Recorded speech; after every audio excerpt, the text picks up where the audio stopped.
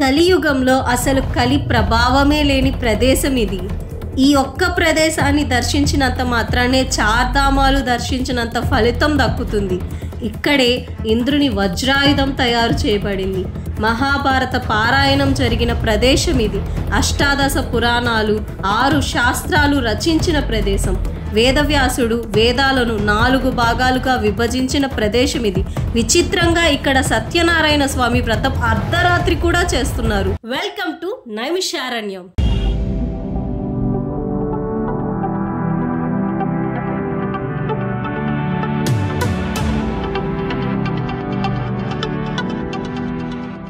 ఈరోజు మా day 2 at Naimisharanya. Early morning 5కి లేద్దాం అనుకున్నాం. ఆ చలికి అస్సలు లేలేక 6 o'clock అయితే లేచి రాజ్ఘాట్ దగ్గరకు వచ్చాం.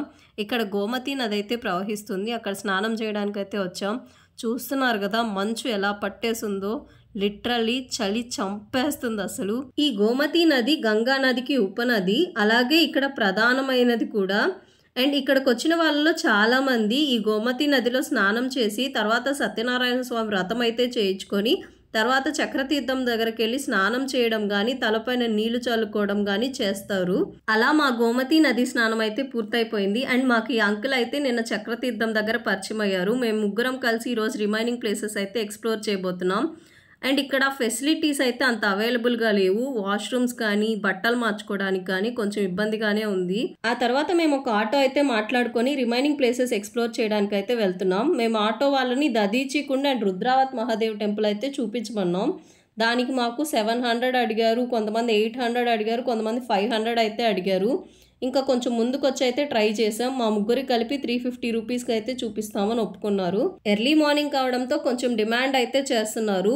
అంత ప్రైస్ అయితే ఇవ్వాల్సినంత అవసరం లేదు. ఒకవేళ మీకు కానీ ఆటోస్ దొరకపోతే ఎక్కువ కాస్ట్ చెప్పినా మీరైతే మిస్ట్రిక్ అనే ప్లేస్కి అయితే వచ్చేయండి.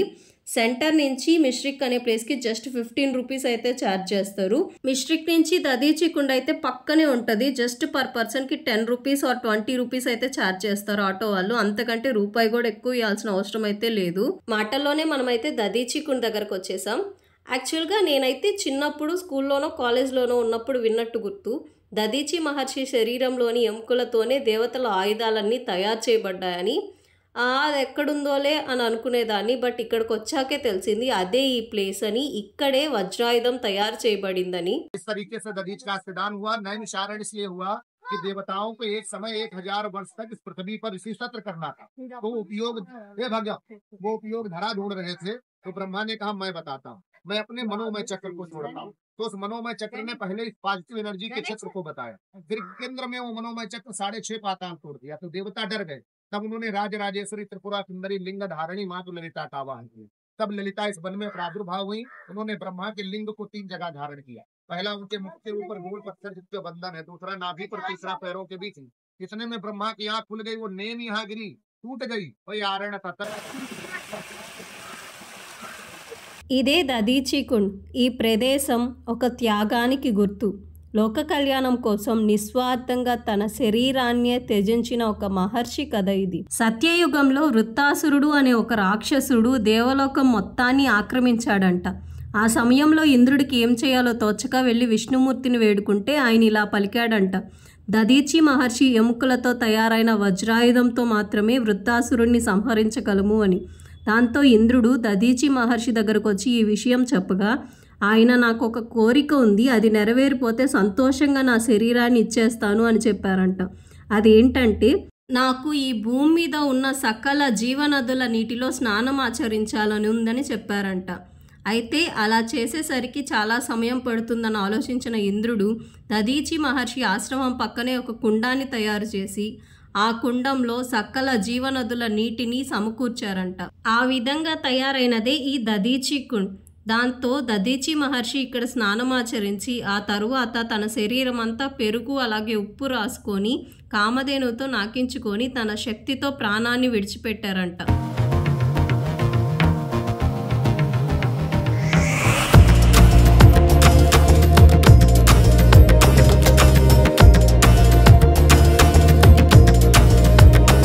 ఆ విధంగా ప్రాణాలు విడిచిన దదీచి మహర్షి శరీరంలోని ఎముకలతో ఒక్కొక్క భాగం నుంచి ఒక్కొక్క ఆయుధం తయారు చేయబడింది. వెన్నపూస నుంచి ఇంద్రుడి దగ్గర ఉన్న వజ్రాయుధం, కుడి తొడ ఎముక నుంచి విష్ణుమూర్తి దగ్గరున్న సారంగి, ఎడమ తొడ ఎముక నుంచి శివుడి దగ్గరున్న పినాక, ఆ విధంగా ఒక్కొక్క ఎముక నుంచి ఒక్కొక్క ఆయుధం తయారు చేయబడి అవన్నీ స్వీకరించిన దేవతలు వృత్తాసురుని సంహరించి మళ్ళీ తిరిగి దేవలోకాన్ని సంపాదించుకున్నారు. దదీచి మహర్షి ఎముకలు వజ్రాల్లాగా చాలా బలమైనవి అండ్ అలాగే ఆయనకి చాలా తపశక్తి ఉంది. అదంతా రావడానికి కారణం ఆయన ఎన్నో ఏళ్ల పాటు శివుడికి తపస్సు చేశారంట. అక్కడ కనిపిస్తున్న చిన్న స్ఫటికలింగానికే దదీచి మహర్షి తపస్సు చేసేవారంట.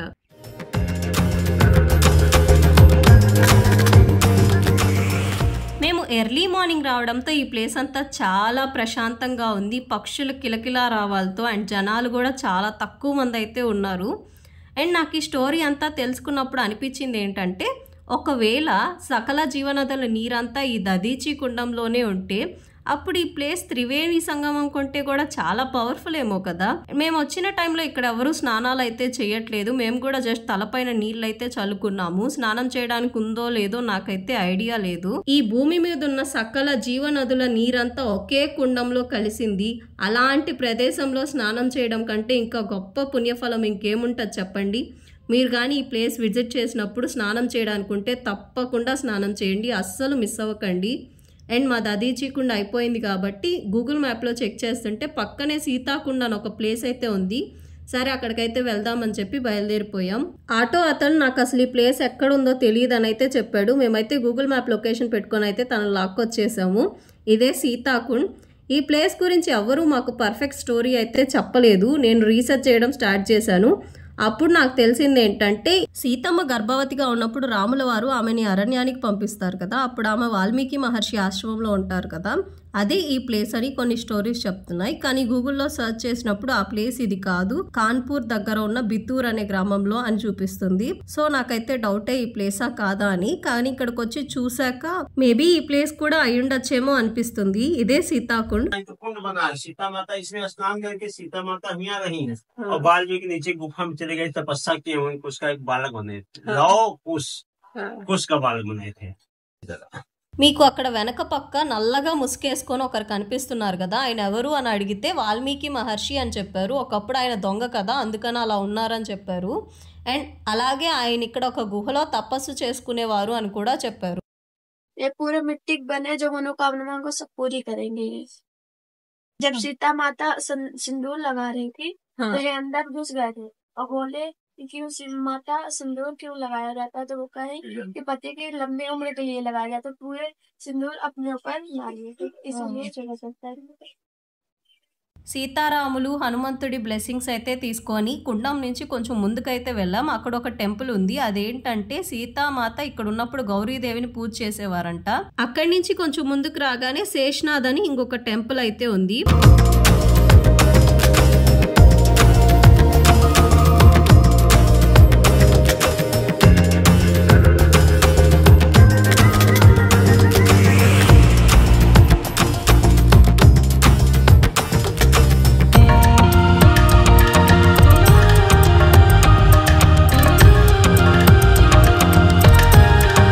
శేషనాథ్ టెంపుల్ కూడా చూసుకొని కొంచెం ముందుకు నడిస్తే నర్మదేశ్వర్ మహాదేవ్ అని ఈ టెంపుల్ అయితే ఉంది. ఈ టెంపుల్లోని శివలింగాన్ని సీతామాత ప్రతిష్ఠించారంట. యాక్చువల్ గా సెంటర్ లో సీతాకుండ్ ఉంది, దాని చుట్టూరు ఈ టెంపుల్స్ అన్ని ఉన్నాయి. అంటే మేము సీతాకుండ్ చుట్టూ ప్రదక్షిణ చేస్తూ ఈ టెంపుల్స్ అన్ని చూస్తున్నాం. మీరు ఇక్కడ చూస్తున్న శివలింగం చాలా విశిష్టమైనది. అదేంటంటే ఈ శివలింగం మార్నింగ్ టైంలో ఆకుపచ్చ రంగు, ఆఫ్టర్నూన్ టైంలో గోధుమ రంగు, అలాగే నైట్ టైంలో నలుపు రంగులో అయితే ఉంటుందంట. నేను ఇప్పటి వరకు చాలా సార్లు విన్నాను రంగులు మారే శివలింగం గురించి, కానీ ఫర్ ద ఫస్ట్ టైం నా లైఫ్ లో ఈ శివలింగాన్ని అయితే చూసాను. ఆ తర్వాత మాకు వాల్మీకి గుహ చూపిస్తానని అయితే ఇక్కడికి తీసుకొచ్చారు. ఇక్కడైతే వాల్మీకి మహర్షి తపస్సు చేసుకునేవారంట. వాల్మీకి మహర్షి ఇక్కడ తపస్సు చేసుకుంటూ ఉంటే సీతమ్మ భోజనం తెచ్చిచ్చేవారు అని అయితే చెప్పారు. సీతాకుండ్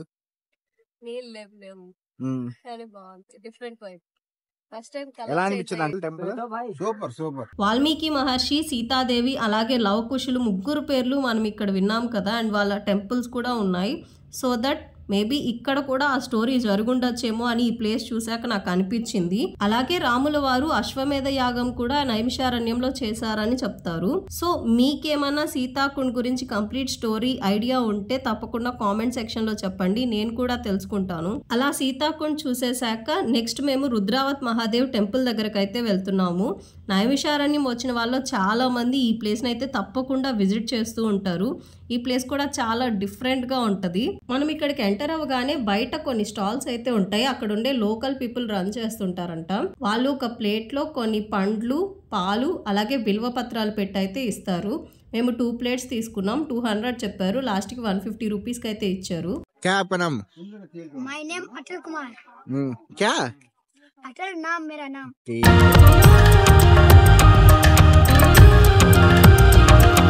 ఈ ప్లేస్కి చాలా విశిష్టత అయితే ఉంది. అదేంటంటే మీకు ఇక్కడ ఒక చిన్న నంది అయితే కనిపిస్తుంది కదా, దాని ఎదురుగా ఒక కుండం అయితే ఉంది. ఆ లోపల గుప్త శివలింగం ఉందని అయితే చెప్తారు. మనం ఇక్కడ పాలు పోస్తే ఆ పాలు నీళ్ళల్లో కలవకుండా నేరుగా శివలింగం దగ్గరకు అయితే వెళ్తాయంట.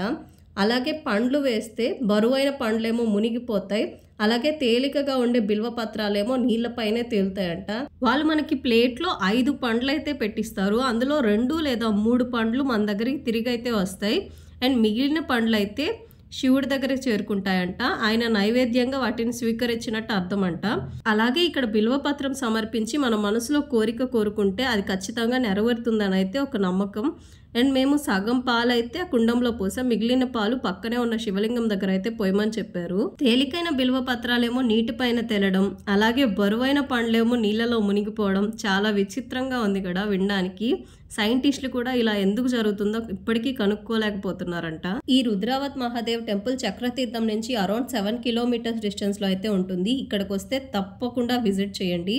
అండ్ రుద్రావత్ మహాదేవ్ని చూశాక అక్కడికి కొంచెం దగ్గరలో దేవదేవేశ్వర్ మహాదేవ్ టెంపుల్ అయితే ఉంది. మేము అక్కడికైతే వెళ్తున్నాము. యాక్చువల్గా మేము ఆటో అతనితో మాట్లాడింది జస్ట్ 3 ప్లేసెస్కి, కానీ తర్వాత రిమైనింగ్ ప్లేసెస్ కూడా చూపించమని చెప్పి ఎక్స్ట్రా అమౌంట్ అయితే ఇచ్చాం. తనైతే యాక్సెప్ట్ చేశారు. మీరు ఇప్పుడు చూస్తున్న దేవదేవేశ్వర్ మహాదేవ్ టెంపుల్ కానీ, ఇందాక వెళ్ళిన రుద్రావత్ మహాదేవ్ టెంపుల్ కానీ, ఇవన్నీ కొంచెం ఊరి చివర్లలో లోపలగా ఉంటాయి. మనం సపరేట్ వెహికల్ మాట్లాడుకుంటే బెటర్, ఈజీగా వెళ్ళిపోవచ్చు. ఈ దేవదేవేశ్వర్ మహాదేవ్ టెంపుల్ చాలా ప్రశాంతమైన వాతావరణంలో చుట్టూ పచ్చటి చెట్లతో నిండిపోయి ఉంటది. చాలా బాగుంటది ఈ ప్లేస్ అయితే. ఇంద్రుడు వృత్తాసురుడితో యుద్ధానికి ముందు ఇక్కడ ఒక శివలింగాన్ని అయితే ప్రతిష్ఠించి, అలాగే 3 మంది దేవతలు కలిసి ఇక్కడ రుద్రాభిషేకం చేశారని అయితే చెప్తారు. ఈ ప్రపంచంలోనే ఎక్కడా లేని విధంగా ఈ టెంపుల్లో అయితే నంది గాని, పార్వతీదేవి గాని ఎవ్వరూ ఉండరు. అలాగే ఈ శివలింగంలోని కొంత భాగం ఎరుపు రంగులో, కొంత భాగం నలుపు మరియు తెలుపు రంగుల్లో అయితే ఉంటుంది.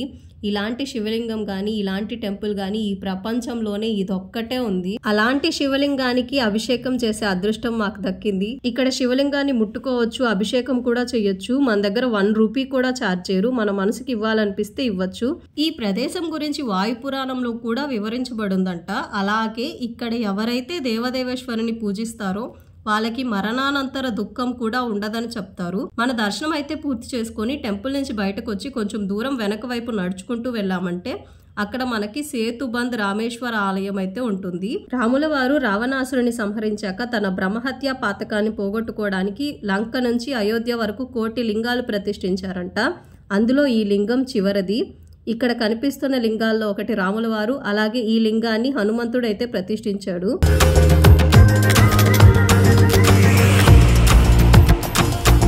ఆ టెంపుల్కి పక్కనే ఈ దేవదేవేశ్వర్ ఘాట్ అయితే ఉంటుంది.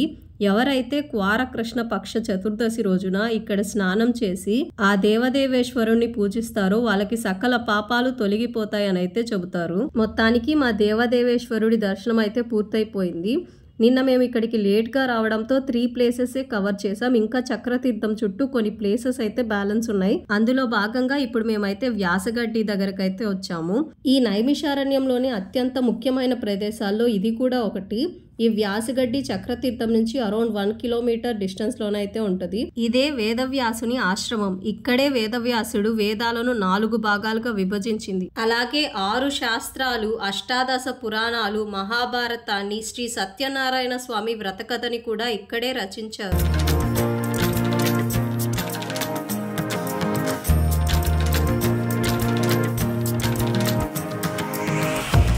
మనం దర్శనం పూర్తి చేసుకొని బయటికి రాగానే ఆ కాలంలో మునులు ఋషులు యజ్ఞాలు చేసిన యజ్ఞవాటిక అయితే ఉంటుంది. దాని పక్కనే 5099 ఏళ్ల నాటి చరిత్ర కలిగిన వట వృక్షం అయితే ఉంటుంది. అదే వ్యాసగడ్డి.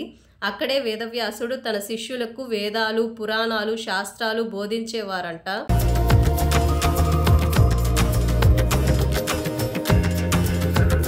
యాసగడ్డి పక్కనే మను సద్రూపుల ఆలయం అయితే ఉంటుంది. మన పురాణాల ప్రకారం ఈ భూమి మీద పుట్టిన మొదటి మానవులు మను మరియు సద్రూపులు. ఆ రకంగా చూస్తే ఈ నైమిషారణ్యంలోనే మొదటి మానవ జాతి మనుగడ అయితే మొదలైంది. ఈ ప్రదేశంలో మను సద్రూపులు స్వయంభూగా వెలిశారు. అలాగే ఇక్కడ వాళ్ళిద్దరూ విష్ణుమూర్తికి 23,000 సంవత్సరాల పాటు తపస్సు చేశారంట. ఆ తపస్సుకు మెచ్చిన విష్ణుమూర్తి ఏం వరం కావాలో కోరుకోమన్నప్పుడు నీలాంటి ఒక కొడుకు మాకు కావాలి అని అయితే అడిగారంట. దానికైనా ఇప్పుడు కాదు, త్రేతాయుగంలో నువ్వు దశరథ మహారాజుగా, సద్రూప కౌసల్యాదేవిగా పుడతారు. అప్పుడు నేను రాముడిగా అవతారం ఎత్తుతాను, నీ కొడుకుగా పుడతాను. ఒక్క కొడుకు కాదు 4 కొడుకులైతే పుడతారు నీకనైతే వరం ఇచ్చారంట. ఇదే సూతగద్ద. ఇక్కడే సూత మహర్షి మానవ జాతి శ్రేయస్సు కోసం సౌనకాది మహామునులకు అష్టాదశ పురాణాలు, ఉపనిషత్తులు, భాగవతాన్ని వర్ణించారు. అలాగే ఈ ప్రదేశంలోనే భూమి మీద మొట్టమొదటిసారిగా సత్యనారాయణ స్వామి వ్రతం అయితే జరిగింది.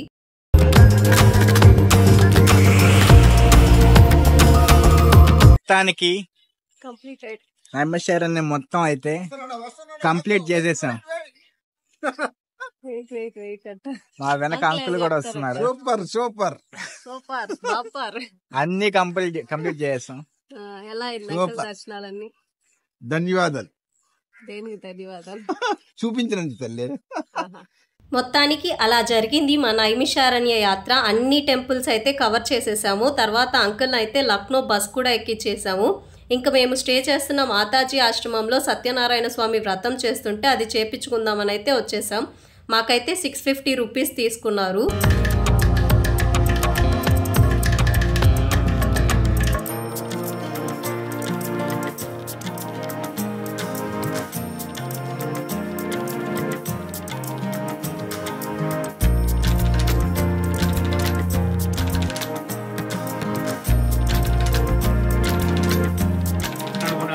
ఏంటి తక్కువ కాలం ఉండే వాళ్ళకి ఎక్కువ ఇల్లు, ఎక్కువ కాలం ఉండే వాళ్ళకి తక్కువ ఇల్లు.